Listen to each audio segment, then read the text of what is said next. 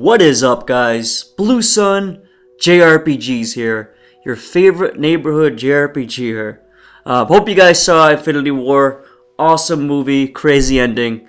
One of the best movies I've seen this year, though, I'll say that. No spoilers, though. So I wanted to do a quick shout out to the JRPG Jungle. She's an awesome JRPG channel, you guys check her out. And she's kind of the inspiration for this video. She does something like this every month, and I really enjoy those videos. But without further ado, just wanted to talk about some of the RPGs I've played this month. So first up is going to be Digital Devil Saga by Atlas for the PlayStation 2. Guys, this is an amazing game, especially back in the day. You know, I hadn't played this game in like 6 or 7 years. And, you know, I saw actually Shadow Elite, the JRPG God, playing Nocturne, and it kind of got me interested in going back to some of these games. And then I went into a local game store and I saw the deluxe version of this, which comes with a soundtrack for $10, which is actually a pretty good steal because it goes for about $40 online. So I was pretty pumped up. I actually had the original regular version of this, but I wanted that version as well too. So I was happy to get that. You know, guys, and this is just like a fun JRPG to play. You know, I actually been playing this with some of the NBA playoff games in the background. It's not a very story-driven game, I'll say that. But you know, the combat is super fun in this game. It's obviously a lot like the Persona games. A lot of the same enemies that you'll see from those games as well too. So if you're a fan of the Persona series and you haven't played any of the Shin Megami games like Nocturne, like Digital Devil Saga, definitely give this one a shot. I think you guys will really enjoy it. You know, I would really describe this game kind of like as a JRPG fan's JRPG. It's not going to appeal to the casual fan, but if you guys like RPGs, if you guys like the turn-based combat, this is a really good example of that.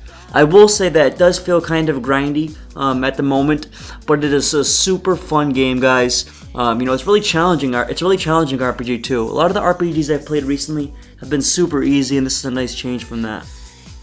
You know, I think the defining thing for me though about this series, and will always be about this series, is just how much different it is than every other JRPG out there. You know, you look at games like the next game I'm going to talk about, games like the Tales series, stuff like that, where everything is super cutesy, super anime aesthetic.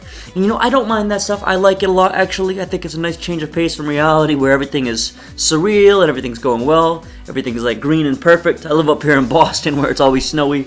So it's obviously nice to enjoy. But every once in a while, you want to change of pace, and this series has always been that. Even the Persona series to a lesser extent, but especially the true Shin Megami games, this series has always been darker, it's always been more realistic in my opinion, and it's something I definitely enjoy. You know, I wish more series would go out there and take this approach. I think it would really help them separate and stand out. I don't know why they don't do it, but like I said, I'm super glad this company decides to do that.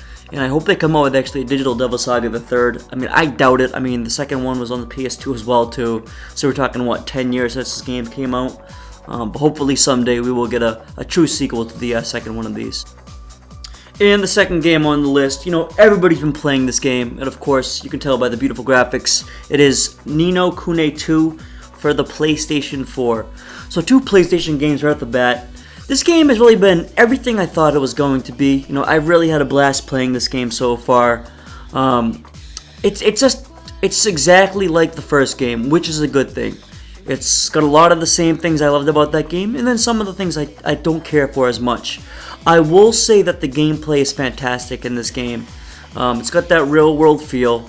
Obviously, I'd like to see a turn-based combat game, but they actually said they made this game for the Western audience, which I get. You know, it makes sense. I mean, that seems to be their biggest market at this point, so it makes sense they're gonna market the game to them. You know, I'll say that Evan has really grown on me as a character. If you guys aren't familiar with the game, he's the main character. He's the guy you can see running around now with a sword on the screen. So when you first start the game, he seems kind of like a little whiny bitch, and he was kind of off-putting. He was kind of like the spoiled kid. He was a prince, so you get that. But I love the transformation of the guy so far. It's really been pretty amazing to see, and that's what RPGs are all about. We love seeing those transformation in characters. We love seeing how they grow. But for me, you know, the star of the show has been Roland. I thought he's been an amazing character so far. Can't wait to see what ultimately comes of it and see what ultimately comes of the game. One of the things I did not expect in this game was the kingdom building.